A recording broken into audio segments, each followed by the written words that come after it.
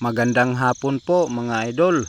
Nandito ako sa sapa mga idol, nanghuli ng mga isda mga idol. Tingnan nyo mga idol ang aking huli mga idol oh. Yan oh. Mayroong tilapia, paitan at saka Taiwan at saka yung dalag.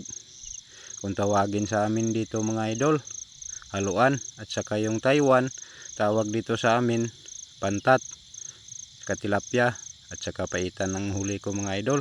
Kung nagustuhan nyo ang aking video mga idol, paki-share na lang po, like, malaking tulong na po yan sa akin mga idol.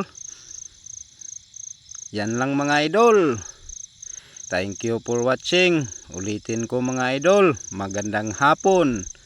Nagpasalamat din ako mga idol dahil may ulam na kami ngayong gabi mga idol. Masarap na ito kahit na maliit. Masaya na po kami. Yan lang mga idol.